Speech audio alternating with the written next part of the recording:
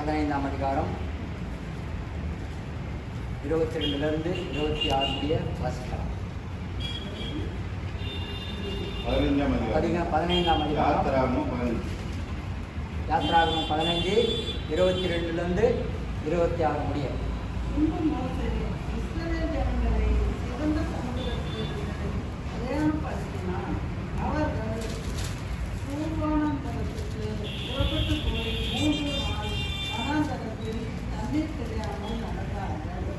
அவர்கள் மாராவிலே வந்தபோது மாராவின் தண்ணீர் கசப்பாய் இருந்ததினால் அதை குடிக்க அவர்களுக்கு கூடாதிருந்தது.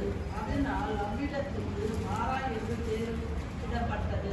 அப்பொழுது ஜனங்கள் மோசேக்கு விரோதமாய் முறுமுறுத்து எண்ணத்தை குடிப்போம் என்றார்கள். மோசே கர்த்தரை நோக்கி கூப்பிட்டான். அப்பொழுது கர்த்தர் மோசேக்கு ஒரு மரத்தை காண்பித்தார். அதை அவன் தண்ணீரில் போட்டவுடனே அது மதுரமான தண்ணீராக இருந்தது. அவர் அங்கே அவர்களுக்கு ஒரு நியாமத்தையும் ஒரு நியாயத்தையும் கட்டளையிட்டு அங்கே அவர்களை சோதித்து, நீ உன் தேவனாகிய கர்த்தரின் சத்தத்தை கவனமாய் கேட்டு அவர் பார்வைக்கு செம்மையானவைகளை செய்து அவர் கட்டளைகளுக்கு செவி கொடுத்து அவருடைய நியாயமங்கள் யாவையும் கைக்கொண்டால் நான் எகிப்தியருக்கு வரப்பண்ணின வியாதிகளில் ஒன்றையும் உனக்கு வரப்பண்ணினேன். நானே உன் பரிகாரியாகிய கர்த்தர் என்றார். இது அவங்கள வனாந்தத்தை வழியாக இன்னும் வராது. அங்கேருந்து சிவந்த சமுத்திரத்தை ரெண்டாக பிடிக்கப்பட்ட பிறகு அங்கேருந்து திருப்பி அது தாண்டி வெளியே வராங்க. வந்த உடனே இந்த 3 நாள் பிரயாணமாக அவங்க வராங்க. அந்த 3 நாள் பிரயாணமாக வந்த பொழுது அவங்களுக்கு தண்ணி தேவையாக இருக்குது. இந்த தண்ணி தேவையாக இருக்கிறப்போ கொஞ்சம் பேர் சொல்லுவாங்க, அங்கே தான் அப்படி இருக்குதுன்னு, இங்கே வந்தால் இங்கேயும் அப்படியே இருக்குதுன்னு.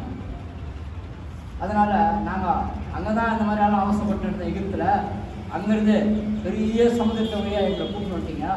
இங்கே வந்து பார்த்தா இங்கே தண்ணியே இல்லையே, நாங்கள் மறித்து போகிற நிலைமையில் இருக்கிறோமே. இந்த தண்ணி வந்து கசப்பாக இருக்குது. எப்படி இருக்குது? கசப்பாக இருக்குதான் அந்த தண்ணி. தண்ணி இன்னும் நிறைய இருக்குது, ஆனால் அந்த தண்ணி எப்படி இருக்குது? கசப்பாக இருக்குது. அந்த தண்ணி கசப்பாக இருக்கிற தண்ணியை பார்த்துட்டு இவங்க கூட கூப்பிட்டு போனாங்க இல்லையா? யார் கூப்பிட்டு போகிறது? மோசை கூப்பிட்டு போகிறார். மோசைக்கிட்ட வந்து எல்லாம் இந்த மாதிரி இருக்குது தண்ணி, இங்கே எடுத்துகிட்டு வந்து எங்களை விட்டுட்டு இருக்கிறிய அப்படின்னு மோசை வந்து விதவிதமாக பேசுகிறாங்க. அந்த பேசும்பொழுது மோசை என்ன பண்ணுறாரு? ஆண்டவர்கிட்ட போய் கேட்குறாரு, முறையிடுறாரு. நாம் சங்கீதம் 20 வாசித்தோம், ஒரு முறை வாசிக்கலாம். சங்கீதம் 20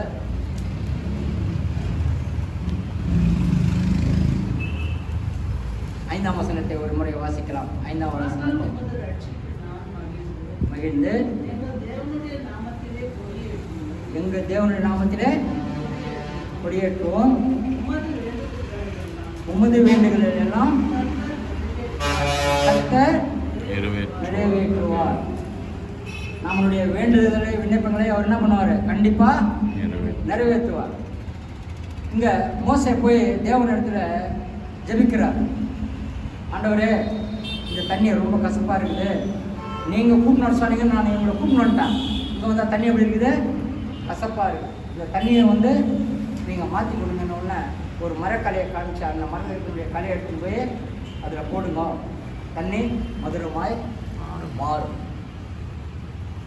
இந்த தண்ணி மதுரமாய் மாறுறதுக்கு ஒரு 2 லைனை காட்டுவார். மாறாவின் தண்ணீரை மதுரமாக்கி நீரே தேவா, மனதினுள்ள குறைகளை நிறைவாக்கி நீரே தேவா.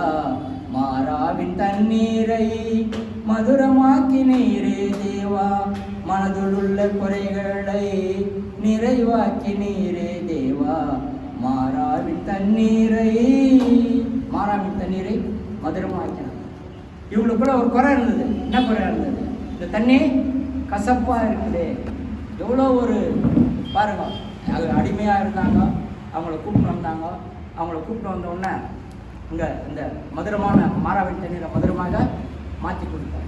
மதுரமாக மாற்றி கொடுத்தது மட்டும் இல்லை, அவர் அங்கே கட்டளை இடுறார். அந்த கட்டளை தான் ரொம்ப இதுவாக இருக்கும். அந்த 25வது வசனத்தை வாசிக்கலாம். 25 கூட வாசிக்கலாம். தெலுங்குல 25 வரும். மோசே கர்த்தரை நோக்கி கூப்பிட்டான். அப்பொழுது கர்த்தர் மோசேக்கு ஒரு மரத்தை காண்பித்தார். அதை அவன் தண்ணீரில் போட்ட உடனே அது மதுரமான தண்ணீராயிற்று. அவர் அங்கே அவர்களுக்கு ஒரு ஞானத்தையும் ஒரு நியாயத்தையும் கட்டளையிட்டு அங்கே அவர்களை சோதித்து. பாருங்க, தண்ணி கொடுத்தது மட்டும் இல்லை, அங்கே கட்டளை ஒன்று கொடுத்து அவங்க என்ன பண்ணிக்கிறாரு, சோதித்து இருக்கிறார். அந்த சோதனை எப்படியாப்பட்ட சோதனைனாக்கா, அவர் கொடுத்துருக்க கட்டளையை பாருங்க எப்படி இருக்குது. 26வது வசனத்தை வாசிங்க. நீ உன் தேவனாகிய கர்த்தருடைய சத்தத்தை கவனமாய் கேட்டு அவர் பார்வைக்கு செம்மையானவைகளை செய்து அவர் கட்டளைகளுக்கு செவி கொடுத்து அவருடைய நியமங்கள் யாவையும் கை கொண்டார். நான் எகிப்தியருக்கு வரப்பண்ணின வியாதிகளில் ஒன்றையும் நான் உனக்கு வரப்பண்ணேன். நானே உன் பரிகாரியாக கர்த்தர். பாருங்க, நம்மளுக்கெல்லாம் பரிகாரி யாரு? கர்த்தர். இந்த பரிகாரம் எதுக்கு தேவையா இருக்கு? பரிகாரம்னா என்ன? ஒரு பாவம் செஞ்சோ இல்லை ஏதோ ஒன்று செஞ்சு வருஷத்துக்கு ஒரு தடவை போயிட்டு பலி செலுத்துறதுக்கு ஒரு பரிகாரம். ஆனால் இங்கே அவர் சொன்ன வார்த்தையின்படி பார்க்கும் பொழுது பரிகாரம் எதுக்கு தேவையாக இருக்குது? எதுக்கு தேவையாக இருக்குது? வியாதிக்கு பரிகாரம் தேவையாக இருக்குது. ஃபஸ்ட்டு வியாதிக்கு பரிகாரம் ரொம்ப தேவையாக இருக்குது. அப்புறமா சாபத்துக்கு பரிகாரம் ரொம்ப தேவையாக இருக்குது. அப்புறமா பாவத்துக்கு ரொம்ப பரிகாரம் தேவையாக இருக்குது. இதில் முதல்ல ஒன்று மட்டும் பார்க்கலாம். நாம் ஃபஸ்ட்டு பார்க்க போகிறது வியாதி குறித்து பரிகாரம். வியாதிக்கு என்ன பரிகாரம் அப்படின்னா, வியாதி அப்படின்னா எத்தனை விதமான வியாதி இருக்குது?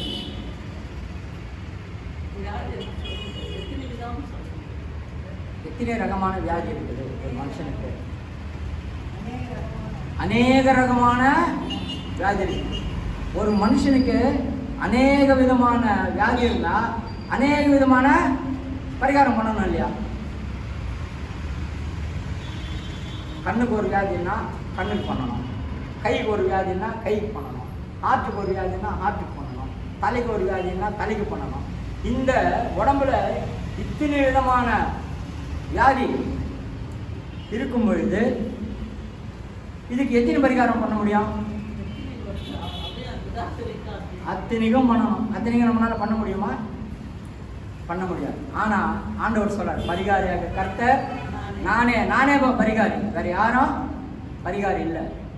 இந்த பரிகாரம் எப்படின்னாக்கா, நான் சொல்றதை கேட்டு நல்லா கேட்கணும் சொல்றாரு. நான் என்ன சொல்றேன்னு நல்லா காது கொடுத்து கேளுங்க. நான் சொன்ன கட்டளைகளை நீங்கள் அதுபடி நடங்க. அதன்படி நடக்கும் பொழுது நான் எகிப்திற்கு வர பண்ணின வாதைகள், எகிப்தில் எத்தனை வியாதம் வந்துச்சு? 10 வியாதம் வந்துச்சு. பாம்புங்கோ, தேலுங்கோ, கப்பைங்கோ, என்ன கல்லுமய, இது மாதிரி வாதைங்க. அந்த வாதையில் ஒன்று கூட நான் என்ன பண்ண மாட்டேன், உனக்கு வர பண்ண மாட்டேன். உன்கிட்ட எதுவும் வராது. காரணம், நான் சொல்கிறது நீ கேட்டு நடந்தாட்டா உனக்கு இதெல்லாம் எதுவும் வராது அப்படின்ற. இந்த வியாதியை பார்க்கும்பொழுது முதல்ல நாம் ஒரு வியாதிஸ்தரை குறித்து பார்க்கலாம். அந்த வியாதிஸ்தர் யாருன்னா நாகமான். அவர் நாகமான் எனப்பட்டவர். 2 ராஜாக்கள் 5ஆம் அதிகாரம் ஒரு முறை எடுத்துக்கலாம். 2 ராஜாக்கள் 5ஆம் அதிகாரம் ஒரு முறை எடுத்துட்டு வாசிக்கலாம். 1வது வசனத்திலிருந்தே வாசிக்கலாம். 2 ராஜாக்கள் 5ஆம் அதிகாரம் 1லிருந்து வாசிக்கலாம். சீரியா ராஜாவின் படைத்தலைவனாகிய நாகமான் என்பவன் தன் ஆண்டவனுக்கு பெரிய மனுஷனும் எண்ணிக்கையுள்ளவனுமாய் இருந்தான். அவனை கொண்டு கர்த்தர் சீரியாவுக்கு ரட்சிப்பை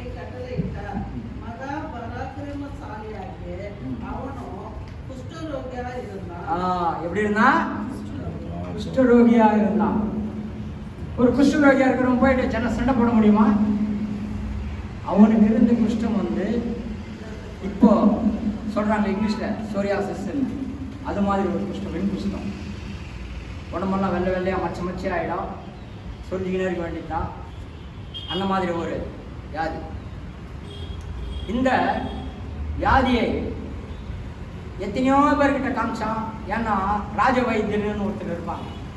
ராஜாவுக்கு மட்டும்தான் வைத்தியம் பார்ப்பாங்க. அவங்க ராஜா குடும்பத்தாருக்கு தான் வைத்தியம் பார்ப்பாங்க. வேறு யாருக்கும் வைத்தியம் பார்க்க மாட்டாங்க. நம்ம மாதிரி ஆளுங்கள்லாம் போய் அவர்கிட்ட என்ன பண்ண முடியாது, வைத்தியம் பார்த்துக்க முடியாது, பண்ணவும் முடியாது. அவர் நம்மளை அளவு கூட பண்ண மாட்டார். அவர் நியமித்தது வந்து ஒரு ராஜா குடும்பத்துக்கு மட்டும்தான். ராஜா, ராணி, அவங்க பிள்ளைங்க, அவங்க அப்பா அம்மா, இவங்க வரைக்கும் தான் பண்ணுவார். காட்டி வேறு யாருக்கும் பண்ண மாட்டார். அந்த மாதிரி இருக்கிற ஆளும் கூட, ஏன்னா இவர் பட தலைவர் இல்லையா, இவருக்கு கண்டிப்பாக பண்ணியிருப்பார். அவர் பண்ணி கூட இவருக்கு என்ன ஆகலை, சுகம் ஆகலை. இந்த சுகம் ஆகாதனால இவர் ஜெயிச்சுட்டு வர்றப்பெல்லாம் சந்தோஷமாக தான் இருக்கும். ஆனால் வீட்டுக்கு வந்து அந்த துணியை அப்படி அவுக்குறப்போ துணியோட அந்த சதை கூட அப்படியே ஒட்டின்னு வரும். எவ்வளோ கோரமான ஒரு நிலைமை பாருங்க.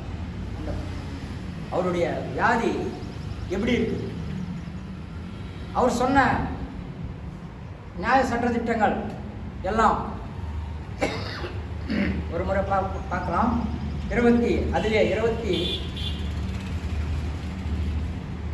யாத்திராகமம் 26ஆம் அதிகாரத்தை ஒரு முறை எடுத்துக்கலாம்.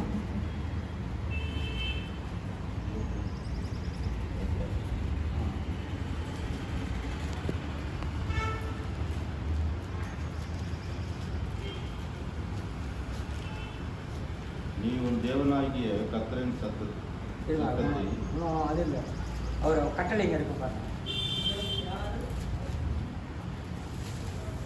ஒரு கட்டளை கொடுக்குறப்போ தாய் தந்தையை கனப்படுத்தணும், இந்த மாதிரி கட்டளைங்களாம் வரும். 20 அதில் 10 கட்டளை. அது பாருங்க.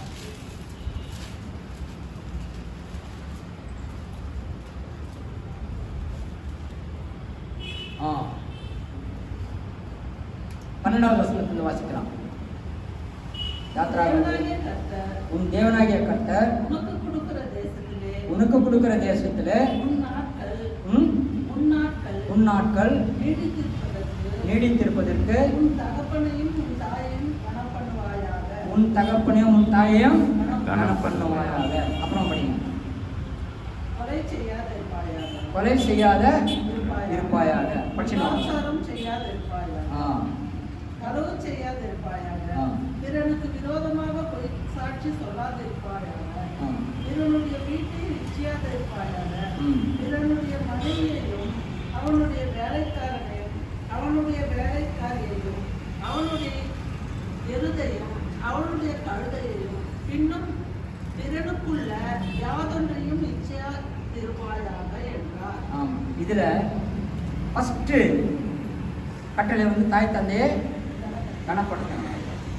ஏன்னா ஒரு பெரிய அதிகாரியாக இருக்கிறதுனால கண்டிப்பாக இதை செஞ்சிருப்பார். ஆனால் 2வது பாருங்க, தெலுங்கில் போட்டு நரஹத்ய செய்யக்கூடாது, கொலை செய்யாதிருப்பாயா. ஒரு படைக்கு தலைவனாக இருக்கிறவன் கொலை செய்யாத இருக்க முடியுமா? கண்டிப்பாக செய்தே தீரணும். இங்கே ஆண்டவர் என்ன சொல்கிறாரு, நீ கொலை செய்யாத பாடுற. இதில் எது செஞ்சாலும் கொலை செய்கிறப்போ தேவனுடைய கட்டளை மீறுறாங்களா இல்லையா? சொல்லலாம், தேவனுடைய கட்டளை மீறுறான். இந்த வியாதி வந்தப்போ இவன் காரணம் என்ன? தேவனுடைய கட்டளை மீறினதுனால இவனுக்கு வியாதி வந்தது. நல்லா புரிஞ்சுக்கணும். தேவனுடைய கட்டளை மீறுறதுனால என்னென்ன வருது? வியாதி வருது. இந்த வியாதின்னு சொல்ல முடியாது. தேவனுடைய கட்டளை மீறாதவங்களுக்கு கூட வியாதி வருது, அது வேற.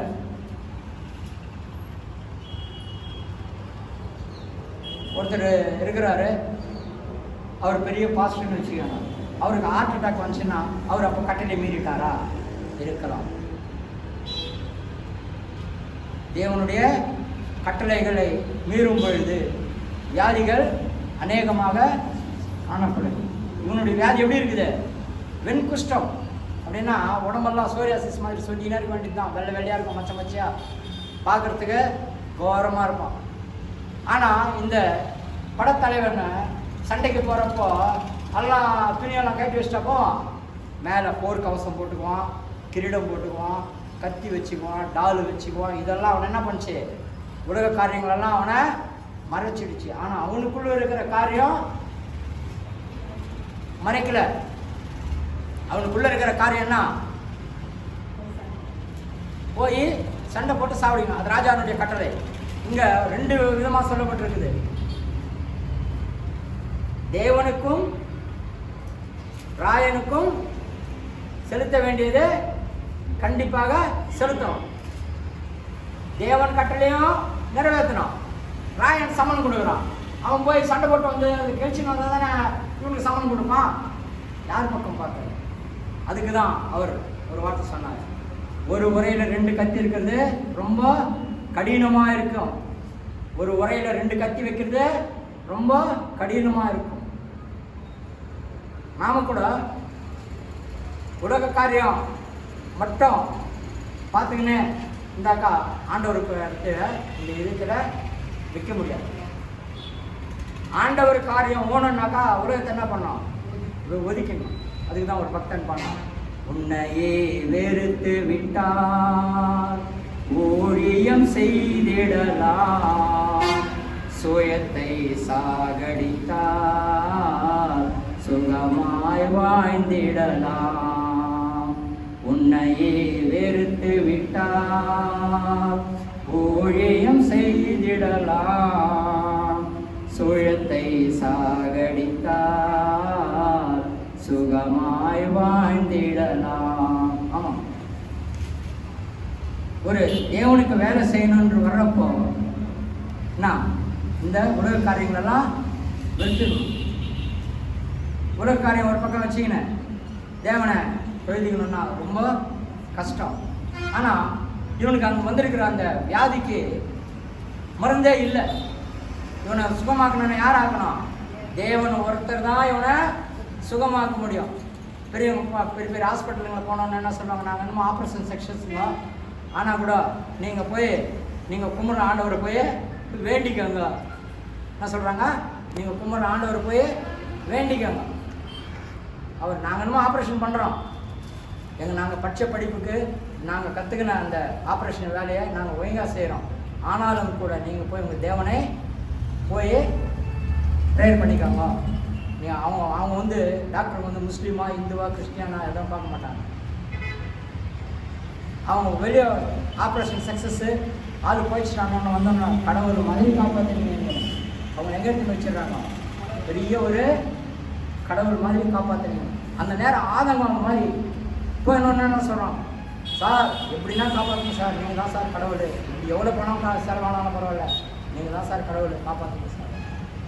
ஆனால் இங்கே அவர் என்ன பண்ணுறதுன்னு ஒரு தெரியாத ஒரு நிலைமையில் இருக்கிறப்போ அவங்க வீட்டில் தாசியார் அந்த அதிகாரத்தை படிச்சு பாருங்க. 15-16 அந்த வீட்டில் வேலை செய்கிற ஒரு தாசி சின்ன பொண்ணு இவர் போய் வேற ராஜா கிட்ட போய் சண்டை போடுறதுக்கு போகிறாருல, அங்கே இருக்கிறவங்களாம் என்ன பண்ணுறது? செத்து போடுறாங்க பாரு. மிச்ச பேர் அங்கே இருக்கிறவங்களாம் இவங்களுக்கு வந்து அடிமையாக கூப்பிட்டு வந்துடுது. இந்த ராஜா கிட்ட வந்து அந்த ஊரில் வந்து அடிமையாக வேலை செய்யும். அவங்கள கூப்பிட்டு வர்றப்போ அந்த அடிமையான ஒரு சின்ன பொண்ணு சொல்கிறாங்க, பலான ஊரில் நீங்கள் போனீங்கன்னாக்கா ஒரு தீர்க்கதரிசி இருக்கிறாரு, அவர்கிட்ட போய் நீங்கள் போய் நின்ன உடனே அவர் சொல்லுவார், அவர் சொன்னதை நீங்கள் செய்யுங்க, உங்களுக்கு சுகமாகும். ஆனால் அந்த சின்ன பொண்ணு சொன்ன பரிகாரத்தை நம்மளால என்ன சொன்னேன்? சின்ன பையன் நீ என்ன சொல்கிறது? நான் சின்ன பையன் நீ என்ன சொல்கிறது? நீ சொன்னதை நான் கேட்கணுமா? அம்மா தண்ணி கீழே போயிருக்குமா, அந்த பக்கம் இருக்கிறியா போயா ஆஃப் பண்ணுமான்னாக்கா, ஆஃப் பண்ணாக்கா தண்ணி கீழே போவாது. நீ சொன்ன ஆஃப் பண்ணுமா அப்படின்னாக்க என்ன ஆகும்? தண்ணி கீழே போயினே இருக்கும். அந்த சின்ன பொண்ணு சொன்ன உடனே அவர் போய் கேட்குறார். போன உடனே அங்கேக்கு போகிறார். யார்கிட்ட போகிறார்?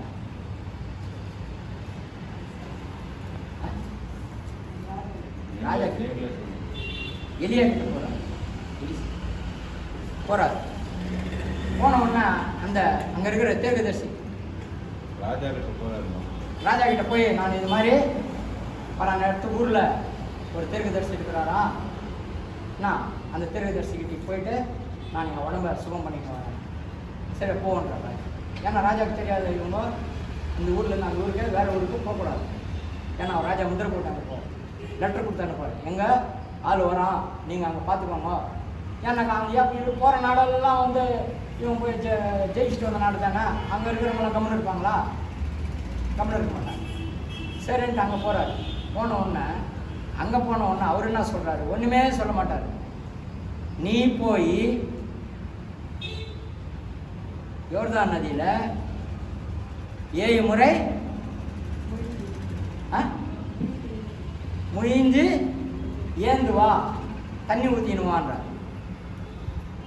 இவனுக்கு ஜில்லுன்னு இப்போது உடம்பு. நாம் கூட என்ன பண்ணுறான், டாக்டர் கிட்டே போகிறோம், டாக்டரை செக் பண்ணிவிட்டு மாத்திரை கொடுத்தா அவன் நல்ல டாக்டர். மாத்திரை வேணாமா 2 நாளைக்கு விக்ஸ் பூசிக்கின்னு ஆவிரி கூடி நல்லா போகுதுன்னு சொன்னான்னு வச்சு, இவன் என்ன டாக்டர், உதவாத டாக்டர். என்ன டாக்டர், உதவாத டாக்டர் ஆகிறாங்க அப்படின்னு.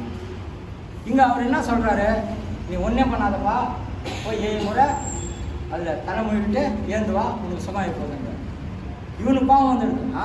நான் இவ்வளோ பெரிய படைக்கு தளபதி, நான் போய் நின்ன உடனே என்னை அவர் ஏந்து வந்து என்ன ஜெபம் பண்ணி எண்ணெய் பூசி ஜெபம் பண்ணி அமிச்சா எனக்கு நல்லா போகணும் நான் நினச்சேன். நம்ம நினைக்கிறோம் அது மாதிரி இல்லை, ஆனால் ஆண்டவர் அது மாதிரி நினைக்கிறார். ஒரே இவன் போய் இதில் செகண்டில் சுகமாக இருக்கிற சந்தர்ப்பங்கள்லாம் இருக்கு. சொன்ன உடனே அங்கே இருக்கிற அவன் கூட இருக்கிற வேலைக்காரர் ஒருத்தர் சொல்கிறார், ஏன்பா அவர் ஒரு 10 ஏக்கரா ஏறி வை, ஒரு 5 கைது மேலே நிறைய பணத்தை எடுத்துனுவா, என்ன ஒரு 10,000 பேருக்கு சோறு போடு, இதெல்லாம் பரிகாரம் சொல்லி நான் செஞ்சுருப்பேன் இல்லையா. அவர் என்ன சொன்னார், நீ போய் 7 முறை போய் குளிச்சுட்டு வாயா, போகிறோம் முழுகி குளிச்சுட்டு வா, நல்லா போகுதுன்னு சொன்னார். இது ஈஸியா அது ஈஸியா? எது ஈஸி? தண்ணியில் குளிக்கிறது தான் ஈஸி. அதுதான் இந்த வசனத்தில் குளிக்கிறது ரொம்ப ஈஸி. பெரியவங்க ஒன்று சொல்லுவாங்க, மொத்தம் முனிகேசனாக்க சளியே உண்டாதுன்னுவாங்க. பாட்டு கூட பாடுறோம், கணுக்கால் அளவு போதாதையா, முயங்கால் அளவு போதாதையா, இடுப்பு அளவு போதாதையா, முழுகி நீந்தனமே, மிதந்து மகிழணுமே. அது மாதிரி இந்த வசனத்துக்குள்ள காண்டி முழுகிட்டோன்னு வச்சுக்கோங்க, சுகமாயிடும். என்ன ஆகிடுவோம்? சுகமாயிடும். இத்தனை நாள் எங்களுக்கு ஏதோ பட்சமாக போனோமா வந்தோமான்னு இருந்துச்சு. ராத்திரி நாங்கள் இதை பற்றி நாங்கள் 2 பேரும் டிஸ்கஸ் பண்ணிக்கிறப்போ பிரதர் கண்ணாரன் இதை முக்கியமாக சொல்லணும். ஏன் சொல்லணும்னா, இந்த வசனத்துக்கு வர்றதுக்கு காரணமே அவர் தான் சொன்னார். அவர் நீங்கள் வசனம் மட்டும் படிச்சுட்டு சைடில் எழுதினு வந்தா இல்லைங்க, ஒரு பேப்பரில் எழுதிக்கோங்க, அது எது எதுக்கு. இது வந்து இந்த வியாதி வந்து அவருக்கு ஒரு பரிகாரமாக யார் இருந்தது? அந்த சின்ன குழந்தையினுடைய வார்த்தை இருந்தது. அந்த சின்ன குழந்தையினுடைய வார்த்தை தான் இயேசு கிறிஸ்து. அவர் போயிட்டு 7 முறை குளிக்கிறப்போ, 7வது முறை குளித்து மேலே வர்றப்போ சின்ன குழந்தையினுடைய இந்த ஸ்கின் என்னது, சர்மம், தெலுங்கில் சர்மம், தோல், சின்ன குழந்தையினுடைய தோல் மாதிரி மாறிடுச்சான். அழகுள்ளவனாக மாறிட்டான். அப்போ அவன் பார்க்குறப்போ அவனுக்கே பெரிய ஒரு சந்தோஷம், எவ்வளோ பெரிய ஒரு சந்தோஷம். காரணம், தேவனுடைய வார்த்தையை கேட்கணும். தேவனுடைய வார்த்தையை கேட்கும் பொழுது நிச்சயமாக பெரிய ஒரு சந்தோஷம், அவனுக்குள்ள ஒரு சமாதானம், அவங்களுக்குள்ள இருக்கிற மேட்ரிமெல்லாம் போயிடுச்சு. எப்போ அவர் உள்ளே இருந்துக்கின்னு நான் இவ்வளோ பெரிய தலைவலி வந்துருக்கிறேன், என்னை அவர் வந்து கூட பார்க்கலையே, வேலைக்காரங்கிட்ட சொல்லி அனுப்புகிறார, போய் 7 முறை குளிக்க சொல்லி. அங்கே இருக்கிற வேலைக்காரன் தான் ஊழியக்காரர் சொல்கிறப்போ நாம் ஏளனை பண்ணக்கூடாது. ஏதோ சொன்னார் போனார் அப்படின்னு நாம் நினைக்கக்கூடாது. அந்த ஊழியக்காரர் சொன்னப்போ அவர் பெரிய தீர்க்கதரிசி. அவர் சொல்கிறார், சொன்னப்போ உங்களுக்கு என்ன ஆகுதுன்னா, ஒரு நம்ம என்ன நினைக்கிறோம், என்னவோ சொல்லிட்டாரு, வெஸ்டில் இருக்கிறாரு. இப்போ சொன்னார் வெஸ்டில் பிரதர், இது மாதிரி சர்ச்சை அந்த படிக்கட்டெல்லாம் ரெடி ஆகிடுச்சு, நாமெல்லாம் ஒரு நாளைக்கு போயிட்டு அதை ரெடி பண்ணிட்டு வரோன்னா, ஏன் மாஸ்டர் தானே, நான் காணி கொடுக்கலாம் மாஸ்டர் பண்ணிக்கிறாரு அப்படின்னு சொன்னோமா. இல்லையா, நீங்கள் எப்போ சொல்கிறீங்களோ அப்போ நாங்கள் வரோம். அது முதல்ல சொல்லிடணும், எப்பா எனக்கு லீவ் இருக்கிறேன்னு நீங்கள் சொல்லு, நான் வரேன். நீ நாளைக்கு வச்சிங்கண்ணே, எனக்கு நாளைக்கு டியூட்டி தான், நான் வர முடியாது. முதல்ல ஒரு 4 மணியே சொன்னீங்கன்னாக்கா நான் வந்து சேர்த்துக்கிறேன் ரெடி அப்படின்னு சொல்லலாம். எப்படி சொல்லலாம்?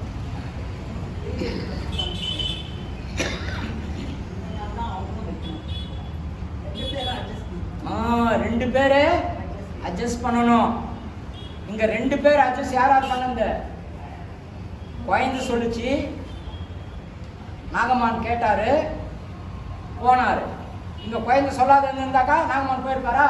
போயிருக்க மாட்டார். சரி, குழந்தை சொல்லிச்சு, நாகமான் போகாத இருந்தா சுகமா இருப்பானா? அவரை யார் போனாங்க? 2 பேரும் போகணும். தேவனுடைய வார்த்தையை 2 சொல்றதையும் கேட்கணும். பழைய ஏற்பாடு சொல்றதையும் கேட்கணும், புதிய ஏற்பாடு சொல்றதையும் கேட்கணும். தேவன் பெரியவர். இந்த நாகமான் விஷயத்தில் பார்க்கும்பொழுது எனக்கு இது ரொம்ப பிடிச்ச ஒரு சம்பவம். காரணம் என்னன்னா, 2 வார்த்தைகள், 2 வார்த்தையும் கேட்கணும். ஆனால் ஒரு இடத்துல என்ன சொல்லிருக்குது, ஒரு உரையில் 2 கத்தி வைக்க முடியாது. அது வேற, அது உலக காரியத்தை குறித்து, இது தேவனுடைய காரியம். இன்னும் இதுக்கு மேலே சாபம் இருக்குது, பாவம் இருக்குது. ஆனாலும் 20 நிமிஷம் டைம் கொடுத்துருக்கிறதுனால இப்போயே இன்னும் 5 நிமிஷம் ஜாஸ்தி ஆகிடுச்சு. கர்த்தருக்கு ஸ்தோத்திரம். இதை தொடர்ந்து இன்னொரு முறை எனக்கு நேரத்தை காண்டி பாஸ்டர் கொடுத்தாங்கனாக்கா அதை குறித்து இன்னும் அநேகம் சொல்வதற்கு நான் அவளாக இருக்கிறேன். இவ்வளோ வரைக்கும் கேட்டவங்களுக்கு நான் இயேசு கிறிஸ்து நாமத்தினால நன்றிகள் வைக்கிறோம் தெரிவிக்கிறேன். தொடர்ந்து நடக்கிற காரியங்களை பாஸ்டர் வந்து செய்வோம்.